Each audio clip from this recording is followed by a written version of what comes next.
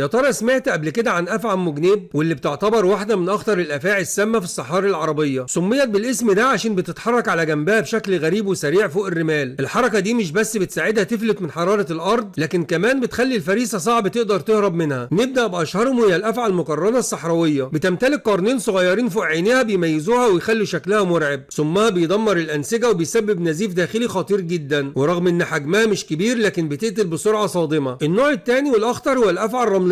افعى صغيره الحجم لكن مسؤوله عن اكبر عدد وفيات بين البشر في مناطقها. لما بتحس بالخطر بتعمل صوت فحيح مرعب. سمها بيخلي الدم يتجلط بشكل غير طبيعي، وبعدها بيبدا الجسم ينزف داخليا لحد الموت. النوع الثالث المرعب موجود في الجزيره العربيه، اسمه افعى ام جنيب ذات الحراشف المنشريه. ورغم حجمها الصغير لكن لدغتها بتسبب الم شديد وتورم خطير جدا. الادهى كمان انها بتختفي تحت الرمال في ثواني، لدرجه انك ممكن تدوس عليها من غير ما تحس بيها. وكمان بتقدر تلدغ وتختفي في لحظه كانها ما كانتش موجوده. لدغتها كفيله تنهي حياه اي انسان في دقائق معدوده. ودلوقتي تعالوا نصلي على نبينا محمد عليه افضل الصلاه والسلام.